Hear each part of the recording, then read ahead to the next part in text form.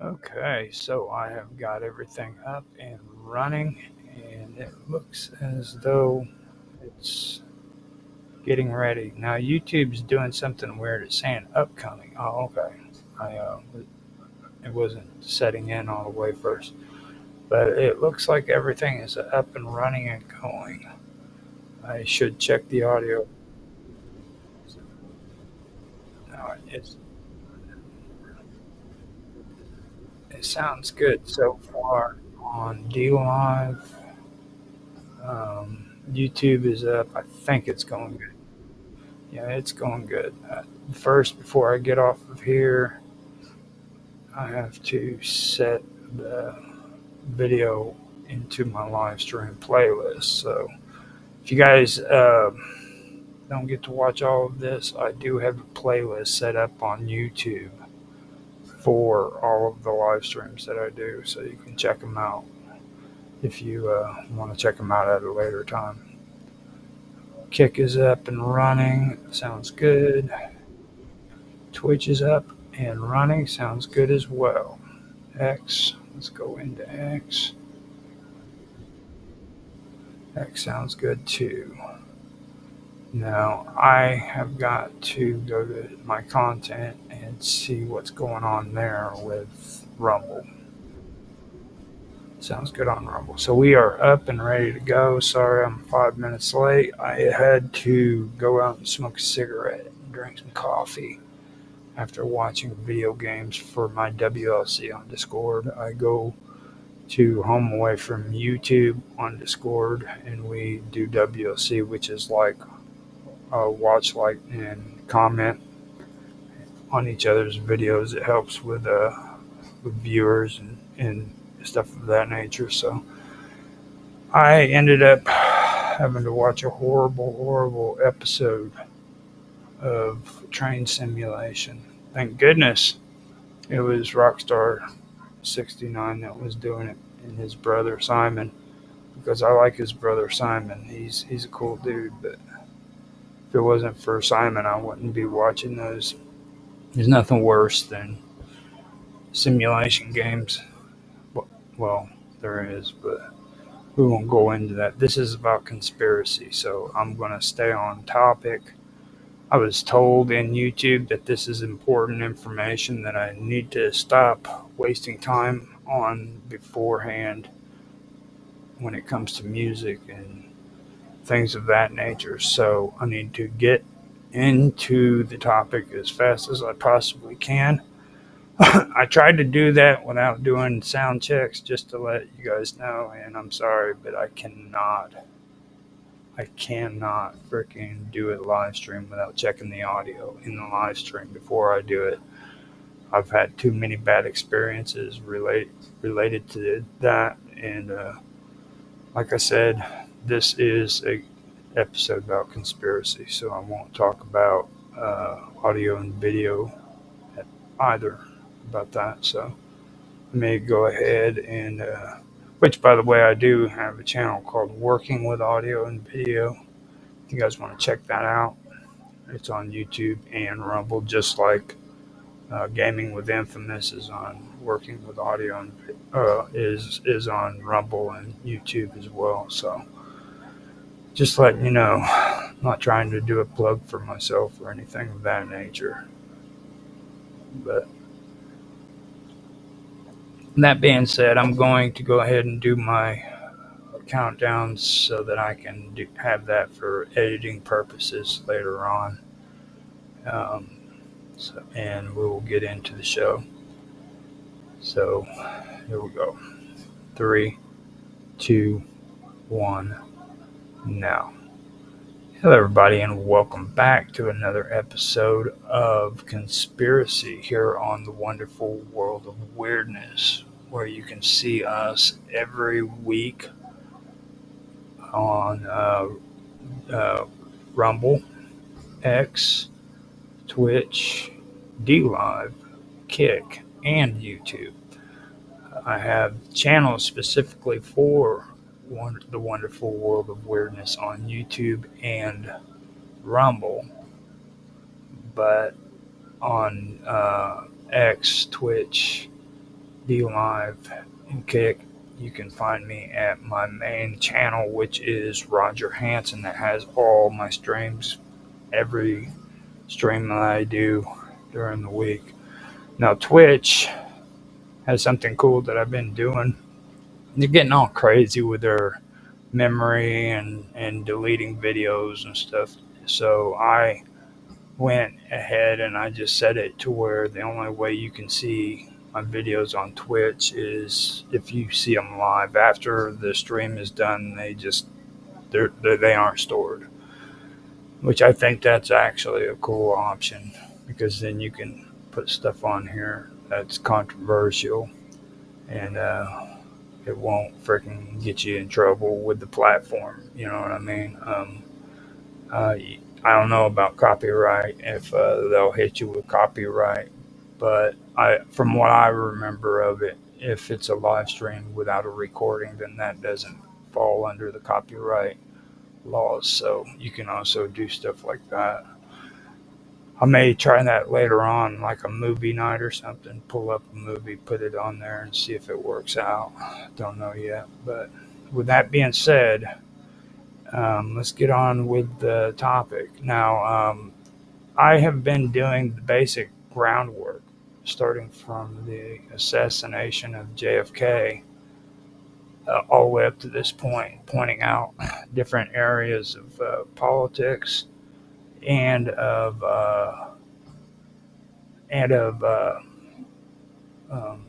just conspiracy concerning the modern version of what the New World Order is. And now we're at the point where I want to bring up Sibel Edmonds. Now, this woman, besides being beautiful as hell, is very smart. She also came out with some very, very important information that really helped me out when it came to doing my research.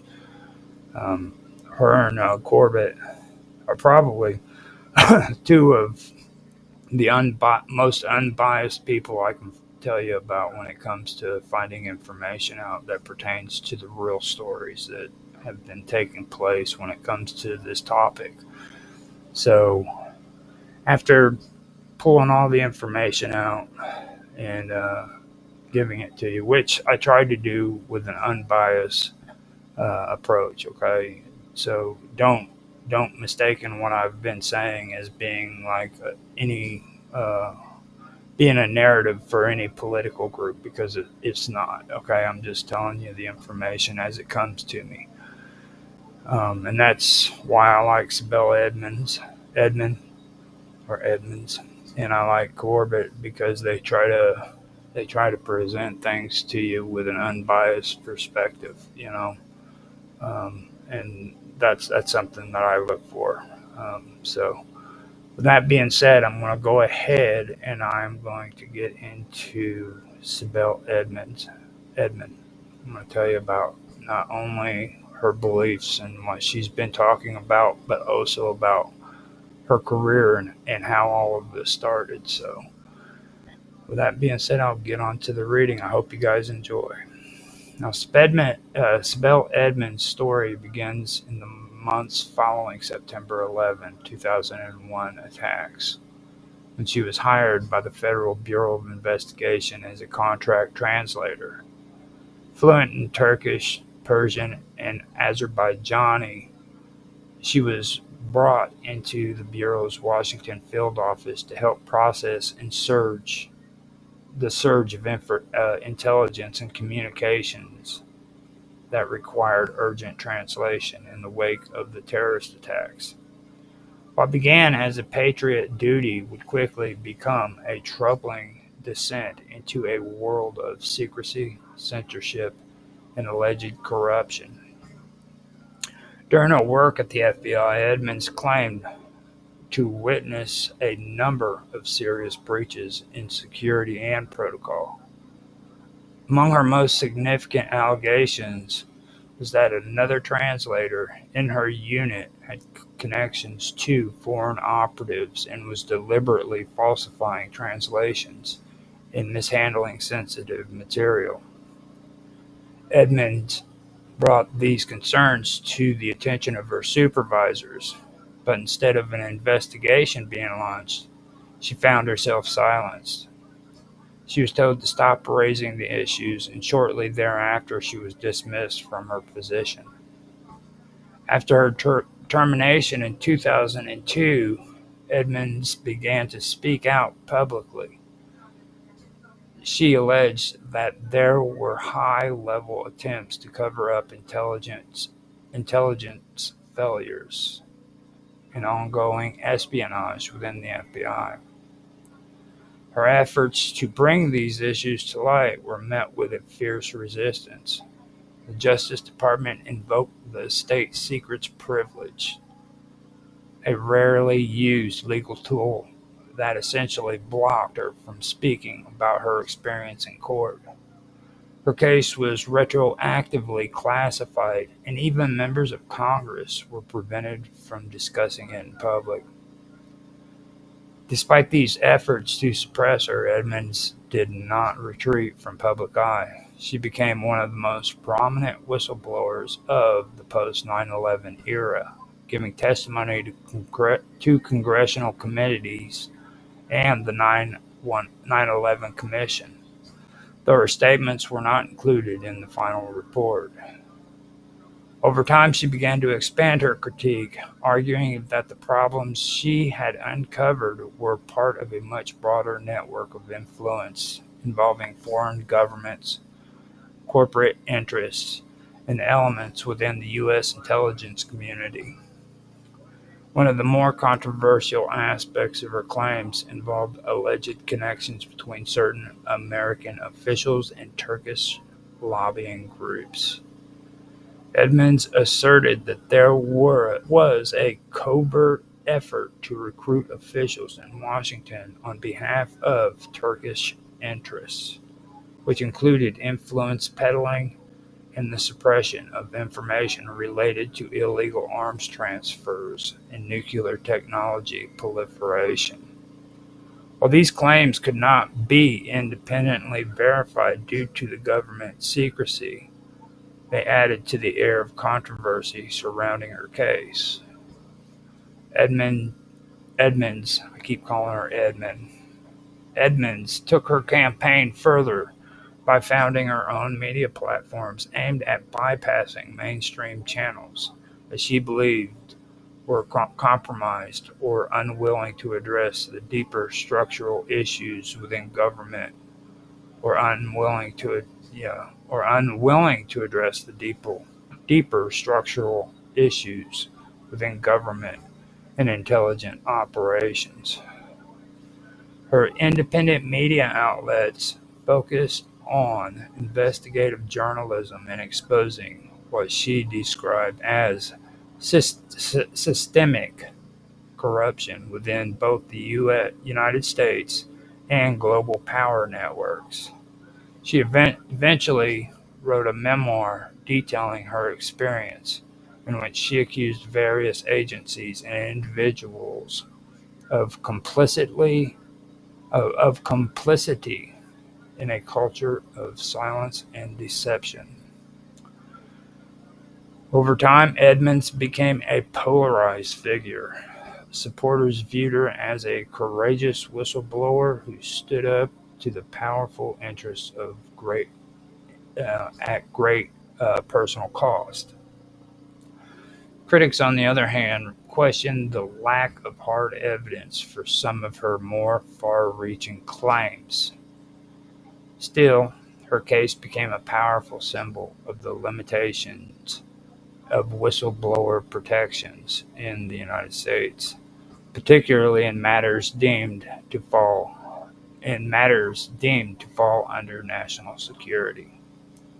Sibel Edmonds brought to light several serious breaches of security and protocol during her tenure at the Bureau's Washington field office from late 2001 to early 2002. Her allegations, which have been corroborated by various sources, paint a concerning picture of internal misconduct and potential espionage within the FBI's translation unit. One of the most alarming issues Edmund reported involved her colleague, Malek Can Dickerson. Dickerson had previously worked for organizations that were under FBI surveillance and maintained ongoing relationships with individuals who were targets of FBI investigations. Despite these connections, she was hired and granted top-secret clearance. Edmonds alleged that Dickerson attempted to recruit her into a Turkish organization linked to these investigations and later tried to assign herself to translate wiretaps involving her associates. When Edmonds refused, Dickerson reportedly threatened her and her family, indicating knowledge of Edmonds' relationships, whereabouts abroad. Indicating knowledge of Edmonds' relatives' whereabouts abroad. Edmond also uncovered that Dickerson was marking pertinent wiretap conversations as not pertinent, effectively removing them from investigative consideration. This practice potentially allowed critical intelligence to be overlooked. Furthermore, Edmonds claimed that Dickerson was the assistant of their supervisor, Mike Fagali. Dickerson, with the assistance of her supervisor, Mike Fagali, removed hundreds of pages of top-secret documents from the FBI premises without authorization, raising concerns about unauthorized disclosures of sensitive information. Beyond these specific incidents, Edmonds highlighted systemic issues within the translation unit.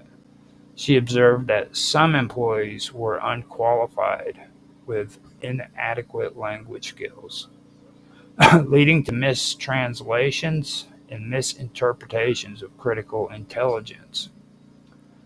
Additionally, she reported that certain staff members were instructed to slow down their work deliberately to create a backlog, thereby justifying requests for increased funding and resources. Edmonds' attempt to report these concerns through internal channels were met with resistance.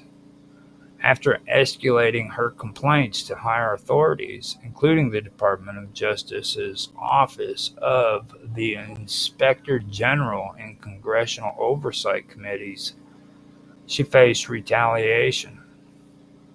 In March 2002, Edmonds was terminated from her position, with the FBI citing security violations, including the unauthorized use of her home computer to draft a memo detailing her allegations, a task she undertook with her supervisor's permission. The gravity of Edmonds' claim prompted investigations by the Department of Justice and attention from U.S. senators who acknowledged the validity of several of her allegations. However, the FBI and the Department of Justice invoked the state secrets privilege, effectively barring Edmonds from disclosing further information and hindering legal proceedings related to her case. Sibel Edmonds alleged the existence of a covert network involving foreign governments, corporate interests, and elements within the U.S. intelligence community. Her claims centered around the infiltration of U.S. institutions by Turkish operatives and their associations, aiming to influence policy and access sensitive information. Edmonds claimed that Dickerson and her husband, Doug Dickerson, who worked at the Pentagon, were involved in efforts to suppress intelligence related to Turkish espionage activities. Further, Edmonds alleged that high-ranking U.S. officials were implicated in these networks. She named Mark Grossman, a former U.S. ambassador to Turkey and Undersecretary of State, accusing him of facilitating the release of Turkish operatives detained by the FBI and of revealing the identity of a CIA front company to foreign agents. Edmonds also implicated former Speaker of the House Dennis Hastert, alleging that he received bribes from Turkish sources to influence U.S. policy. These assertions suggest a complex web of interactions between foreign operatives and U.S. officials aiming to manipulate American policy and access classified information. Edmonds' allegations have been met with both support and skepticism, and while some investigations have acknowledged the validity of certain claims, many details remain classified or disputed. Sibel Edmonds alleged that various Turkish lobby groups and organizations were part of a broader and complex network of political influence in the United States that extended into powerful corners of government and industry. According to Edmonds, key Turkish-American organizations such as the Assembly of Turkish-American Associations and American-Turkish Council played roles in lobbying efforts that extended well beyond the scope of traditional advocacy. These groups allegedly served as conduits for promoting the interests of foreign entities within the United States and were reportedly involved in activities that compromised the integrity of national security operations. Edmonds claimed that these groups cultivated relationships with a number of American officials, often through donations, dinners, and invitations to conferences or overseas trips. Specific individuals in the American government were allegedly influenced, although Edmonds did not always publicly identify all of them due to classification issues. However, she suggested that certain figures in the Department of Defense, the Department of State, and congressional offices were key points of contact involved in facilitating technology transfers, easing restrictions on sensitive military and dual-use technologies, and steering U.S. foreign policy positions in favor of Turkish strategic goals. In addition to the lobbying groups, Edmonds identified the Turkish Turkish embassy in Washington, and the office of the Turkish defense attaché as being central to this network of influence.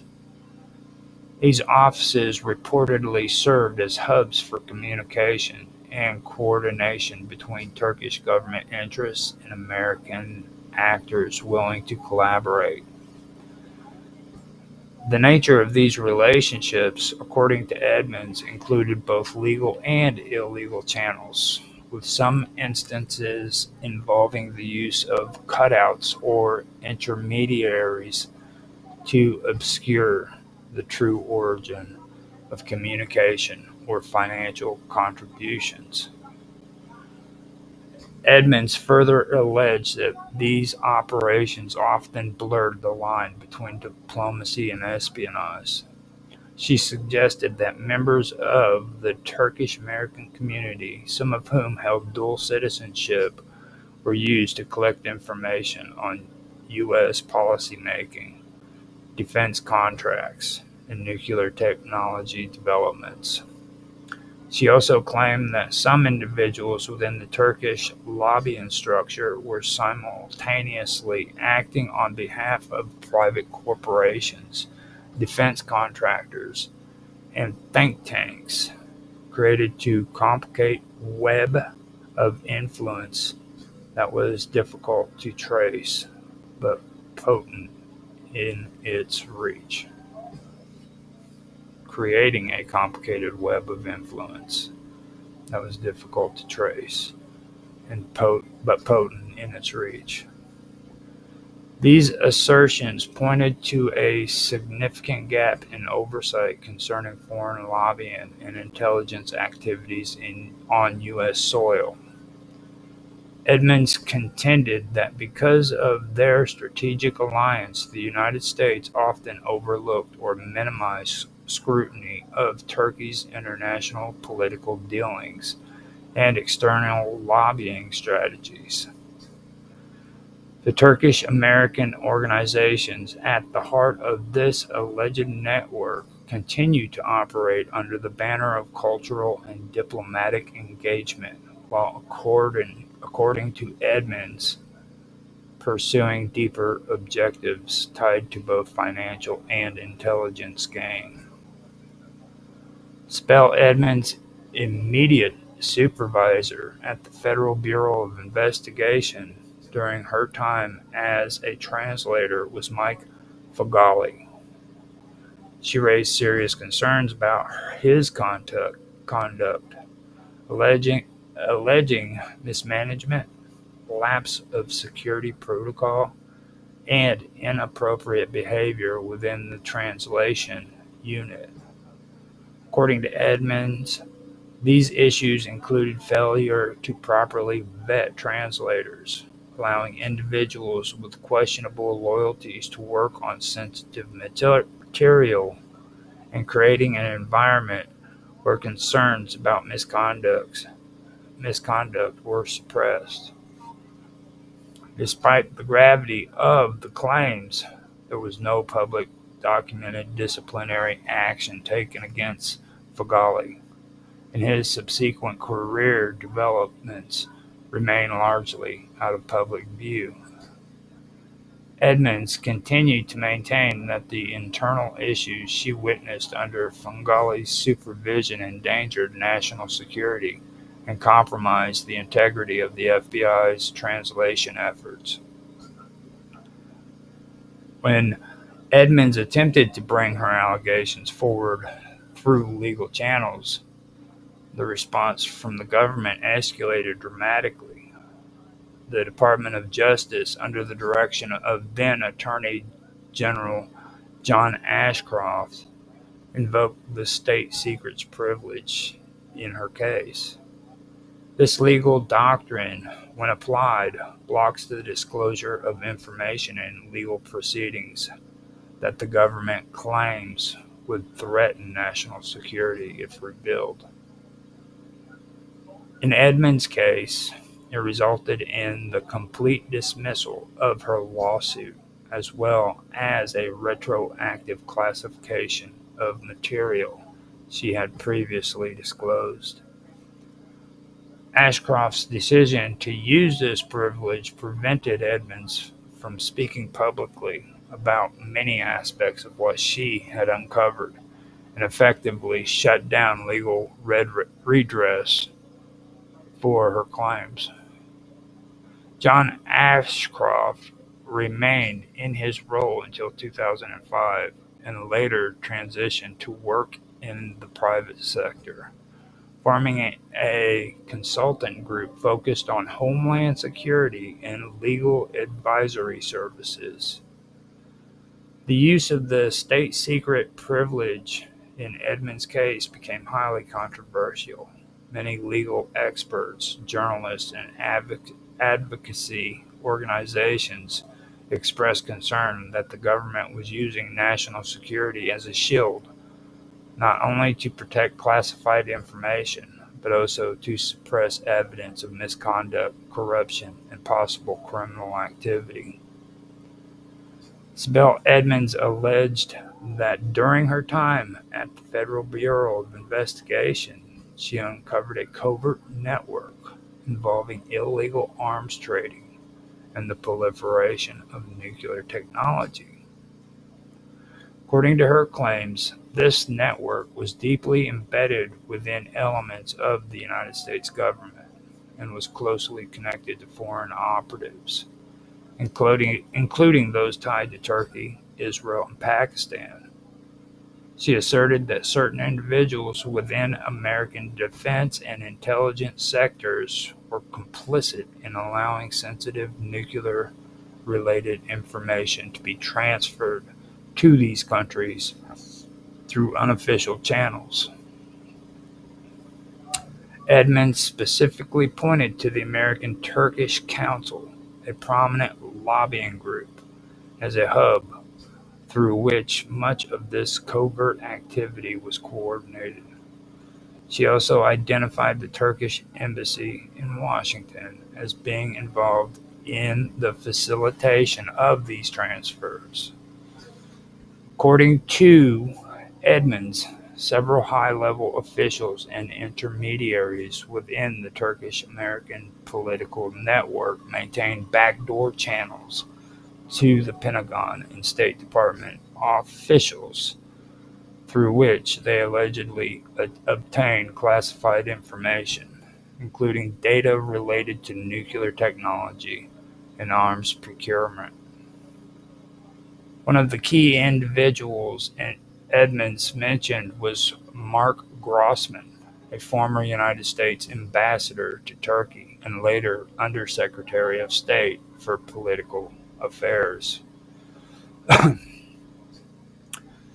She alleged that Grossman played a central role in facilitating contacts between Turkish operatives and officials with access to classified nuclear data. According to her claims, Grossman warned a foreign contact that one of their informants had been identified and was under surveillance. This action, if true, would have jeopardized ongoing investigations and compromised national security. She also mentioned individuals connected to Israel interests, stating that elements within the American-Israeli lobby network had overlapped relationships with the Turkish operatives involved in these illicit dealings. Edmonds suggests that these networks were part of a broader nexus of influence that involved both commercial and ideological motives, extending into private defense contractors, energy firms, and lobbying groups that acted as intermediaries for the exchange of sensitive information. Countries implicated in her statements include Turkey, Israel, Pakistan, and Saudi Arabia. Edmonds alleged that nuclear secrets, including designs and information of nuclear fuel cycles, were passed to operatives from these countries. She connected some of these operatives to figures in Pakistan's military and intelligence services, implying that elements within the Pakistani government may have used these secrets to further their own nuclear programs, which had long been of concern to the United States. She also raised concern about the role of the Central Intelligence Agency and the Defense Intelligence Agency, alleging that certain individuals within these organizations were either willfully blind to the proliferation activity or were actively cooperating with it for strategic reasons. Edmonds claimed that money, influence, and long-term geopolitical interests all played a role in why these networks were allowed to operate with impunity.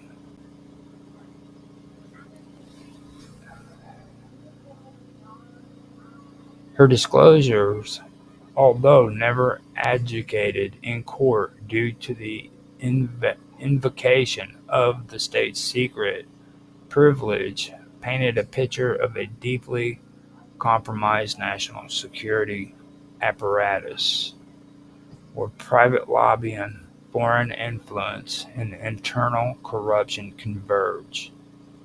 Despite the seriousness of her claims, they were largely silenced from official inquiry, leaving many of the alleged participants unexamined in a formal legal setting. Sibel Edmonds believed that mainstream media channels in the United States were either compromised or systematically unwilling to investigate or expose the deeper structural issues she claimed to have uncovered within government and intelligence operations.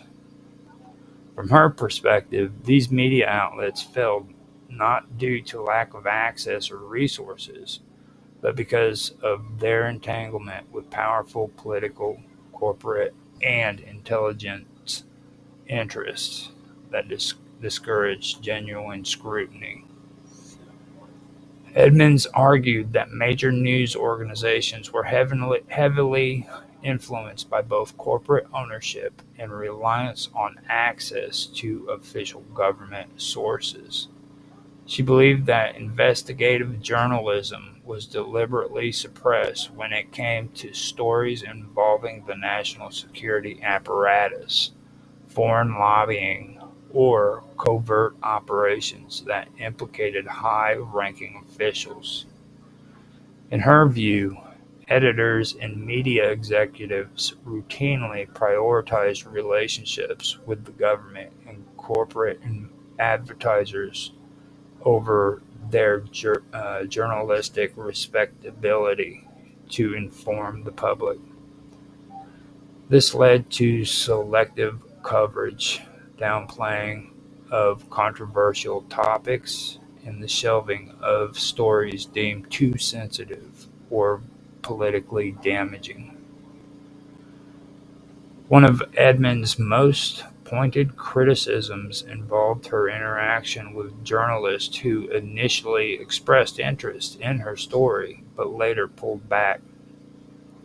She claimed that several prominent media outlets showed initial willingness to investigate her allegations, only to later withdraw their coverage due to internal pressure or external influence. In her account, some reporters conveyed to her privately that their editors had ordered them to stop pursuing the story, citing potential national security concerns or threats that their organization's access to key government officials would be threatened. This, she believed, was part of a broader systemic issue where journalism in the post-September 11 environment had become less about holding power to account and more about managing public perception. Edmonds also spoke about the role of media ownership in this dynamic. Many of the parent companies behind major newspapers, television networks, and magazines had deep financial ties to the military, industrial complex, defense contractors, or lobbying groups. In her view, this created a conflict of interest where investigative stories that could disrupt lucrative government contracts or foreign relationships were seen as threats to the financial bottom line. This convergence of business and political interest, she argued, led to a form of soft censorship that discouraged meaningful inquiry into sensitive issues such as illegal arms deals, foreign espionage, or internal corruption within intelligence agencies. She pointed to specific instances where media outlets either ignored key parts of her disclosures or reduced them to narrow personal narratives, avoiding the larger implications of institutional misconduct.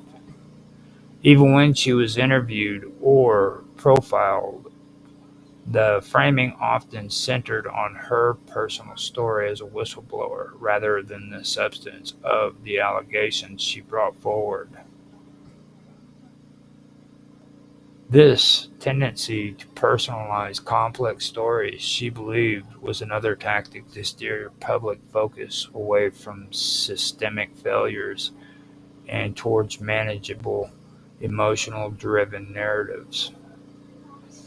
Edmonds also criticized the revolving door between media, government, and think tanks, where former intelligence officials or political insiders transitioned into media commentators, shaping public discourse with subtle bias. These figures, often portrayed as experts, contributed to a media culture where government narratives were echoed rather than interrogated. As a result, dissenting voices like hers were marginalized, cast as fringe or unreliable, even when their accounts were corroborated by documents or internal resources.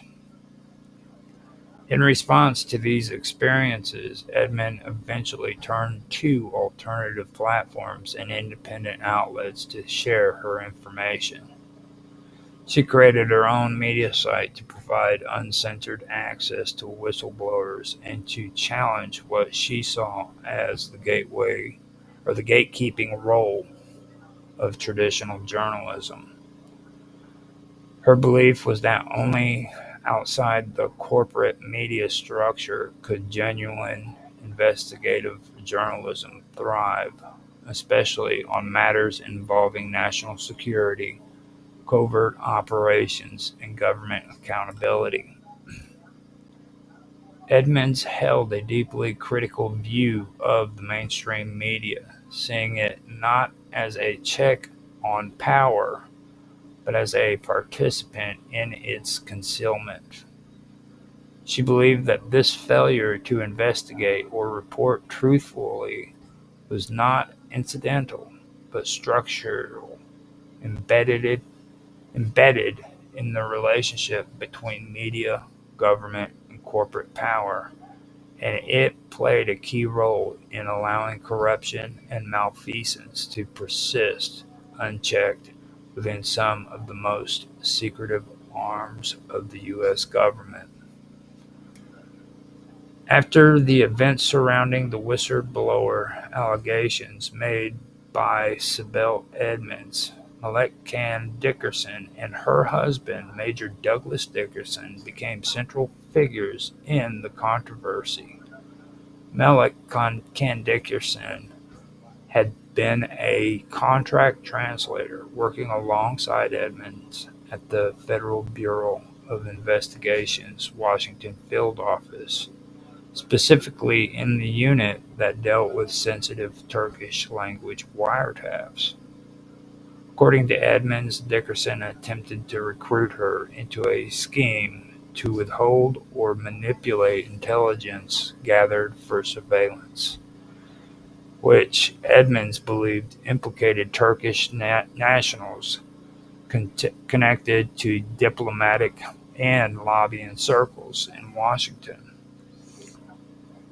Edmonds claimed that both Malek and her husband had associations with groups and individuals under investigation.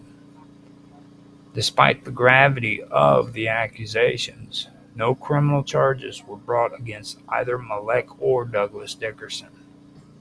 The Justice Department did not publicly pursue an investigation into the claims of espionage or interference with intelligence gathering.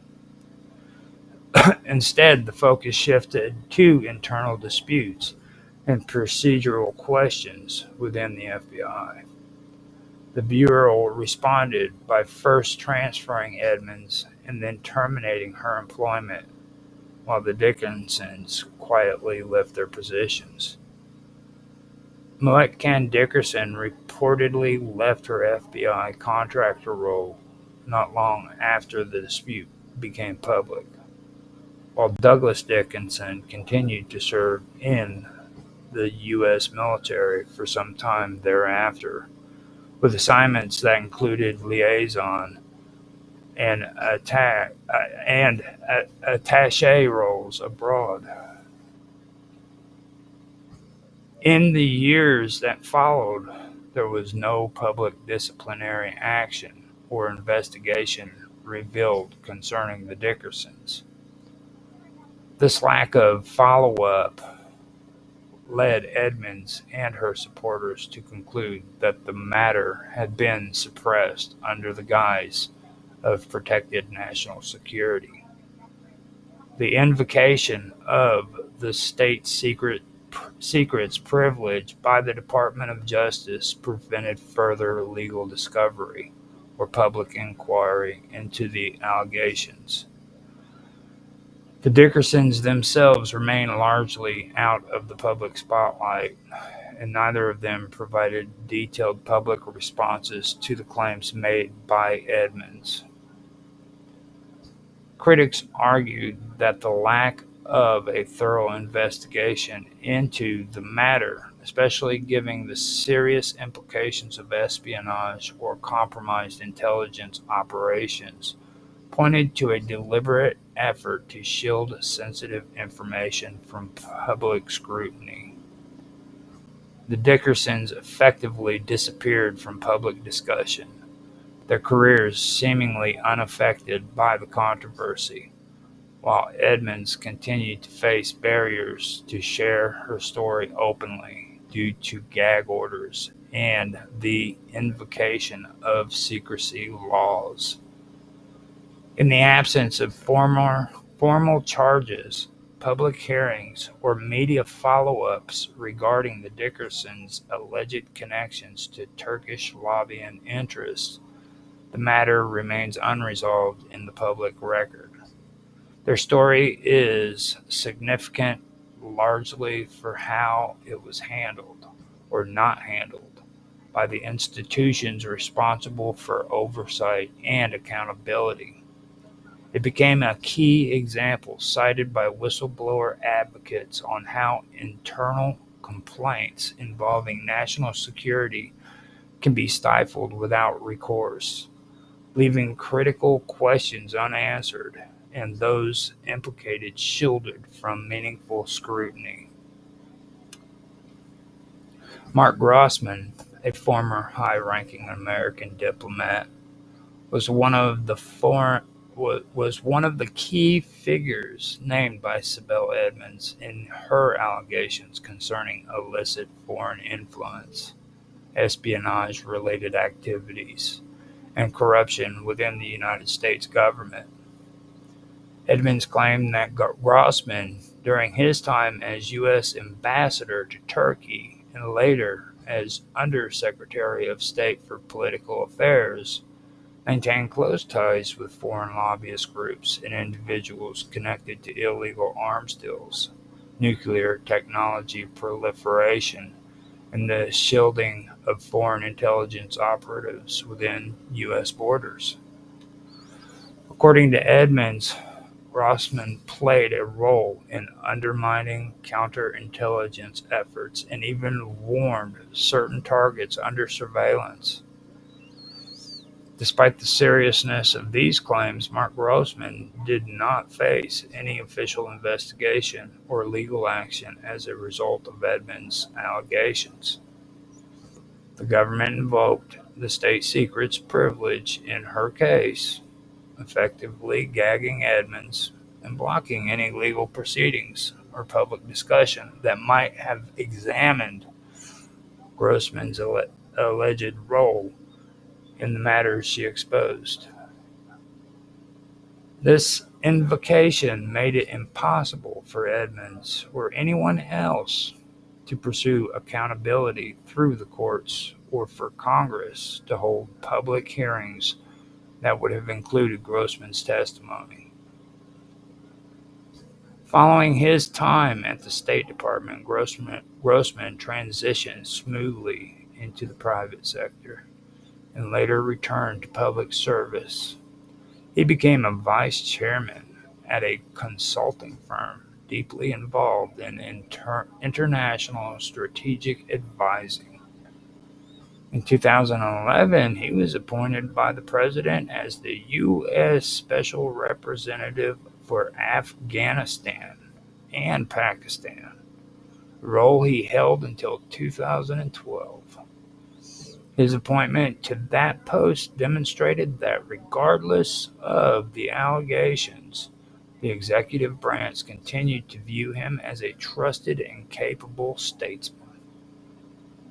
Grossman's career trajectory remained unaffected by the accusations, and he continued to serve in both governmental advisory roles and corporate positions in international affairs. He worked in diplomatic and private sectors, involved extensive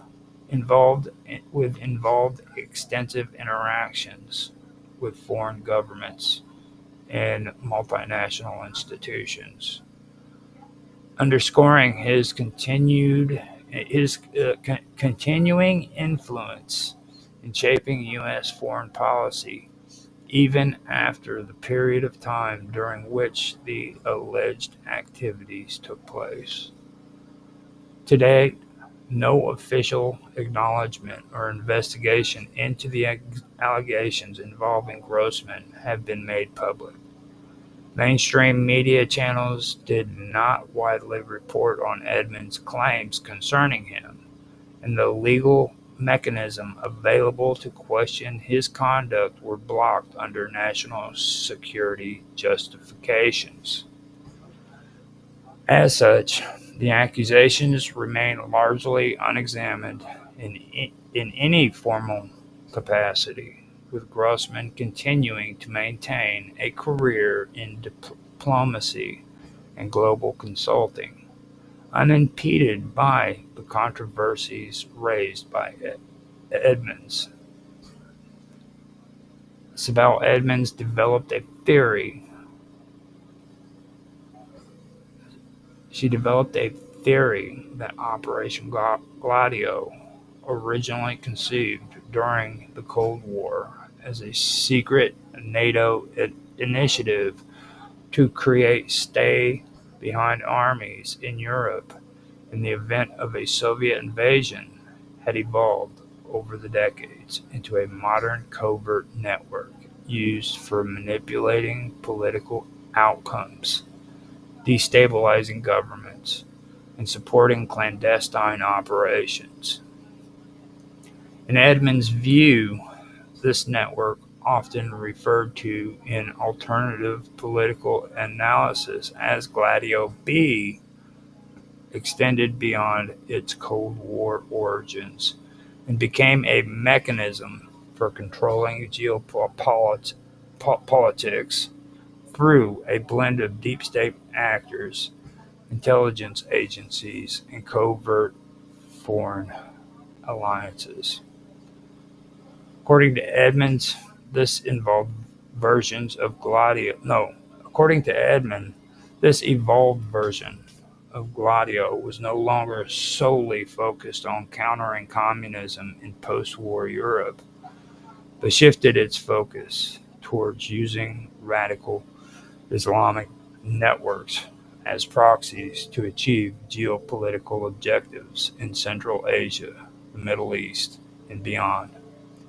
She asserted that American and Allied intelligence agencies supported and utilized extremist groups not only for destabilizing regimes, but also for justifying expanded domestic surveillance, military intervention, and resource acquisition.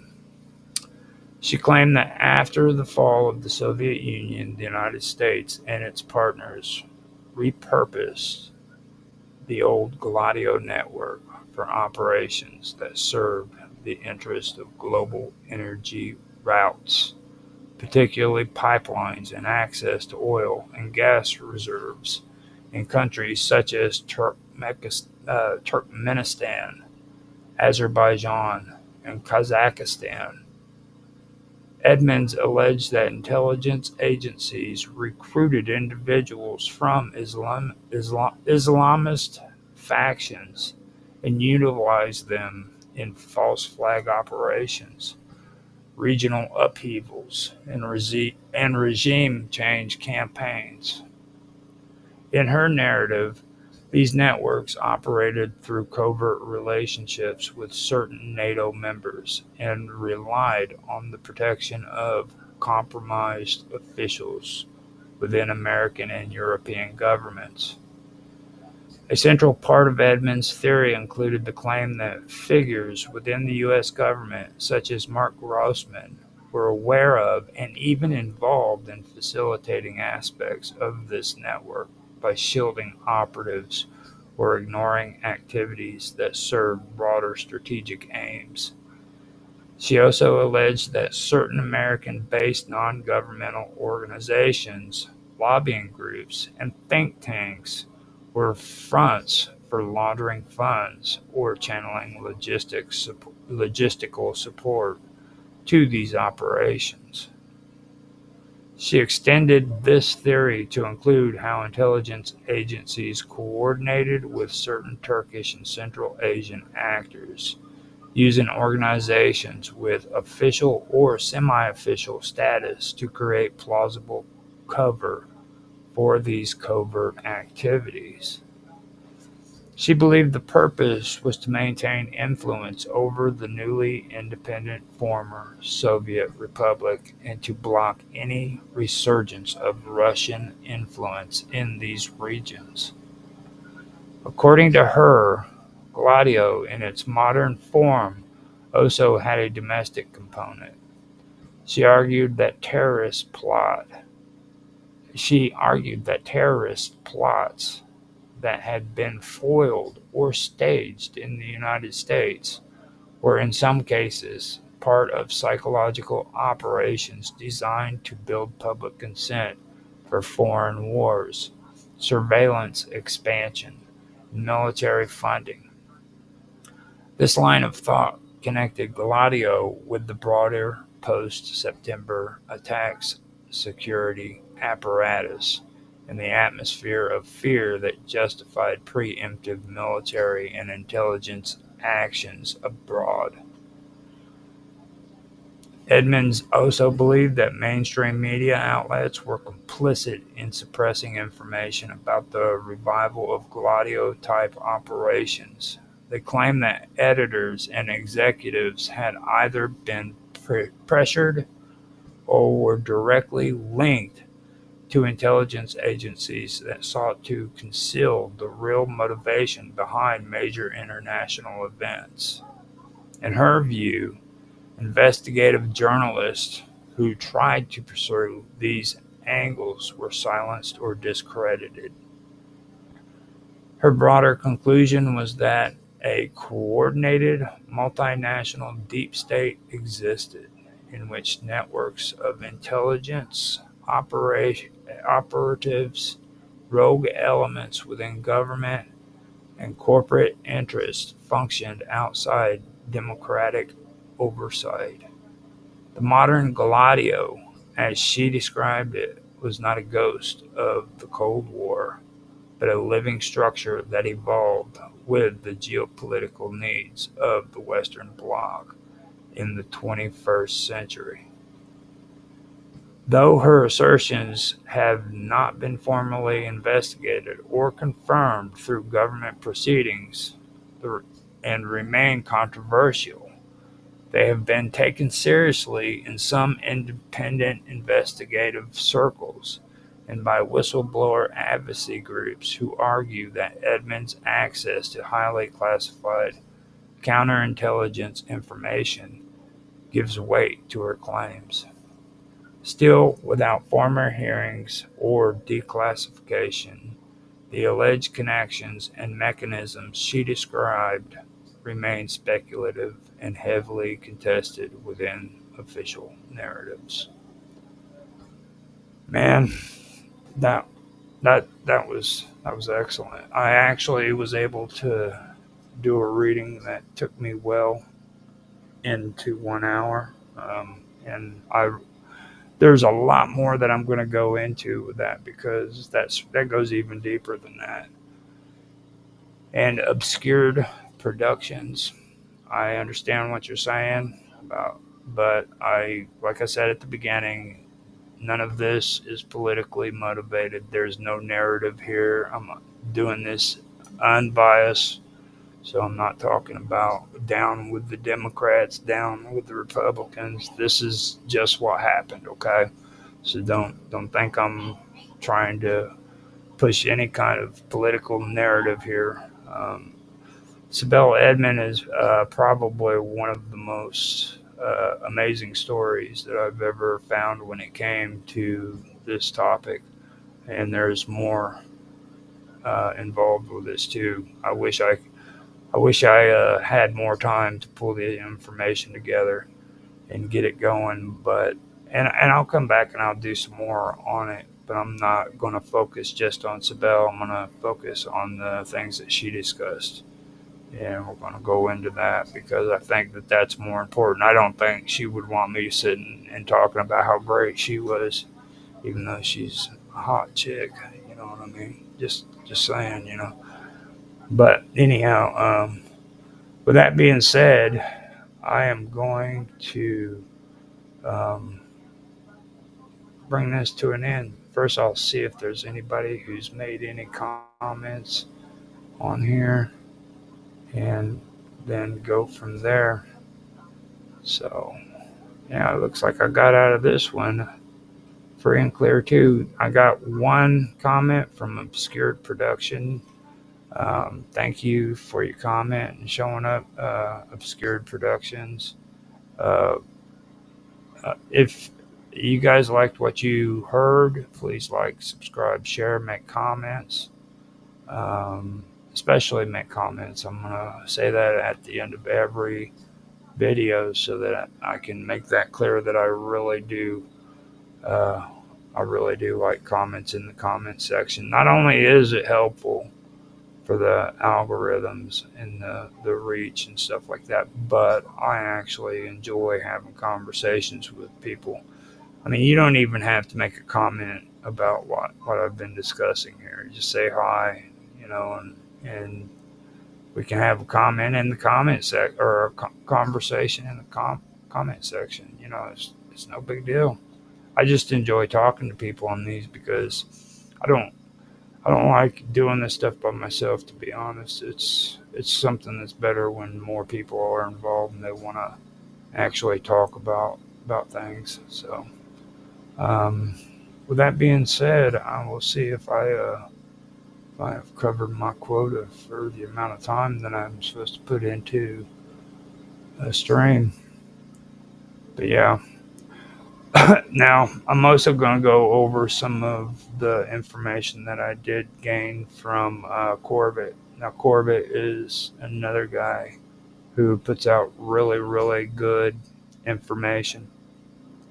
If you guys want to find information that's considered uh, alt media, I guess, um, you can find it through Sibel Edmond and the Corbett Report. Those are probably the two best ones to go to if you're sick and tired of listening to people push just pure freaking political propaganda and nothing else. Then those would be the two that you'd want to check out, because they just tell you like it is. You know what I mean? They're not trying to freaking tell you to go out and vote for freaking Obama. They're not telling you to go out and vote for Donald Trump. They're just giving you the information. You can take it or leave it. You know. And I've been, or I was for a long time watching them. I haven't been able to here recently. I just started watching Corbett, and I really should be watching them more. So, but I need to also get into watching Sibel, but she does something funny to me when I see her. She always dresses so elegant, you know what I mean? So that really messes with me. And if you've watched any of my streams, I cannot be watching videos of beautiful women. Sorry, it's not a good idea. So I'll get back to watching her when I have the fortitude to be able to do that properly. But yeah, check those two out, and I trust me, you will not be dissatisfied. You know. Um, with that being said, like I said, like, subscribe, share, make comments if you want to. Feel free to stop by and make a comment, give your feedback and stuff. Hope everybody has a good day, good morning, afternoon, night, whatever time it is for you guys. It's only like 6:15 for me here in Southern Illinois, so I know some of the people that listen and watch this stuff is from different parts of the world. So with that, I'm going to end it. I hope you guys enjoyed.